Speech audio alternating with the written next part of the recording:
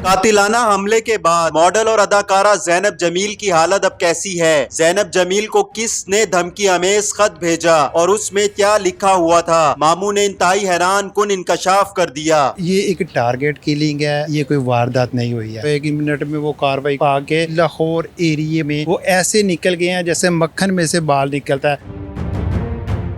ज़ैनब बीबी की अब तबीयत कैसी है? कितनी गोलियां लगी थी और जिस्म के किन हिस्सों पर गोलियां लगी थी? ज़ैनब को 6 गोलियां टोटल लगी हैं। 3 उसके राइट बाजू पे लगी हैं, एक उसके लेफ़्ट आर्म पे लगी है, एक उसके ये जबड़े में लगी है, एक उसकी साइड पे लगी है, एक उसकी कमर में लगी है। 6 टोटल उसको गोलियां लगी हैं।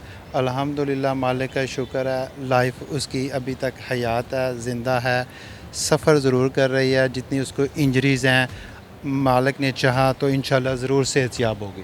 तो ये बताएं, जितनी भी गोलियां लगी हैं 6 की 6 और जो सीसीटीवी फुटेज मंजर आम पर आई है, जिन लोगों ने भी कातिलाना हमला किया है, तो ये जो गोलियां उनके बॉडी में मारी गई हैं वो पार हो गई थी या फिर कोई रह भी गई थी?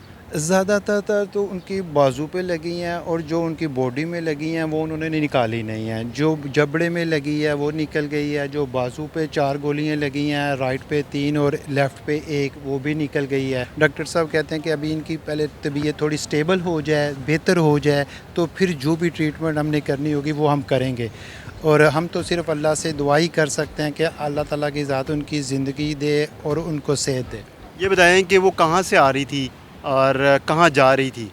वो अपने घर से फ़ेज़ 8 से निकली थी, अपने पोलर जा रही थी फ़ेज़ 5 में। वो जब घर से निकली हैं, अपने पोलर पहुंची हैं फ़ेज़ 5 के अंदर, जैसे उन्होंने गाड़ी पार्क की है, किसी बंदे ने आके दरवाज़ा खोला है। उन्होंने बोला, भैया फ़ोन ले लें।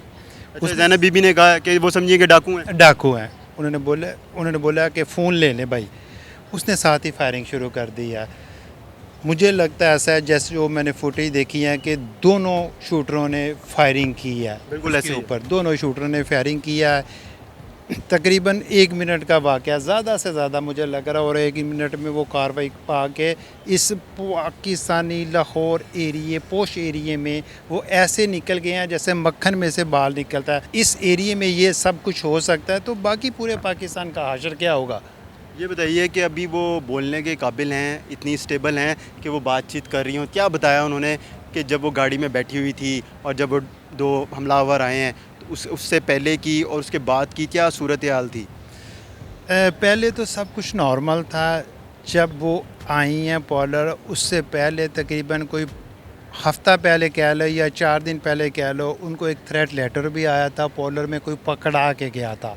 उसके मुलाजिम को पकड़ा गया था या वैसे ही डिलीवर करके? मुलाजिम को पकड़ा के गया था और बोला उसने कि मैडम को देना, कोई इसको खोले ही नहीं, कि इसको पढ़े ही नहीं, ये मैडम सिर्फ पढ़े और मैडम ही खोले। थ्रेटिंग लेटर उनको आया। क्या था उस थ्रेट लेटर में? उसमें काफ़ी ज़्यादा लंबी डिटेल थी।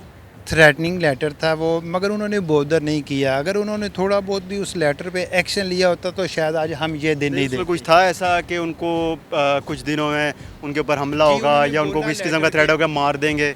उन्होंने लेटर के अंदर बोला है कि आपको मारने के लिए सुपारी दी गई है। अच्छा, ये लिखा हुआ था? और आपके ड्राइवर से हमें सारी इन्फॉर्मेशन मिल रही है। तो उसे सीरियस लिया ज़ैनब साहिबा ने? उन्होंने बिल्कुल सीरियस इस चीज़ को नहीं लिया। अगर उन्होंने क्यों नहीं लिया? जाहिर सी बात है, एक थ्रेट है और इंसान की अपनी जान को ख़तरा है, तो उन्होंने किसी से डिस्कस नहीं किया, किसी को बताया नहीं? फैमिली में उन्होंने ज़रूर डिस्कस किया, मगर उन्होंने इसके मतलब कोई एक्शन नहीं लिया। ये बताएं कि पॉलर जो है उनका सैलून डिफेंस में, वो कितने महीनों पहले, कितने साल पहले उन्होंने कायम किया था? 2 माह पहले उन्होंने पॉलर स्टार्ट किया था, एंड ऑफ रमज़ान में।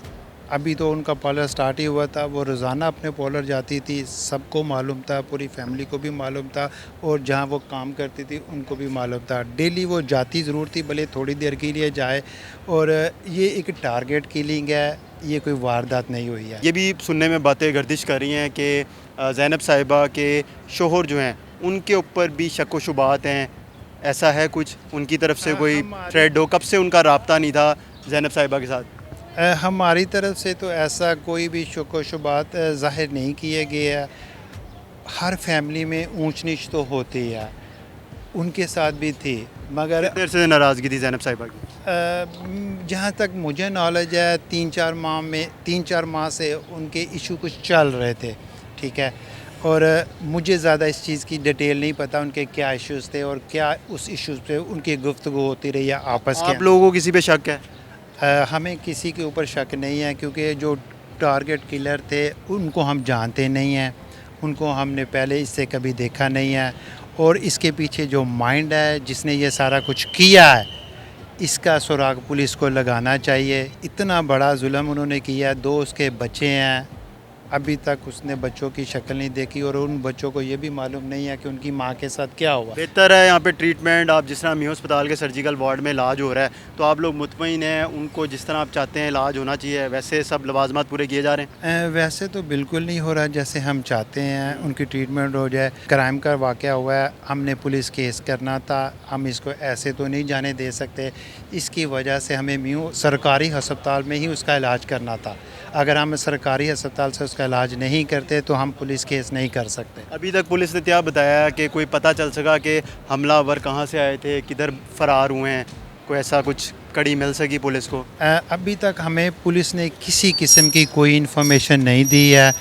पुलिस सिर्फ़ और सिर्फ हमसे इन्फॉर्मेशन कलेक्ट कर रही है। एफआईआर उन्होंने काट दी है और बाकी डिटेल उन्होंने अभी तक हमसे कोई डिस्कस नहीं की है। बहुत मुहद्दबाना रिक्वेस्ट है मरियम शहबाज शरीफ से, अपने आईजी साहब से, अपने आसम मुनीर साहब से कि काइंडली इस केस को थोड़ा सा देखें। बहुत बड़ा जुल्म इन्होंने किया है।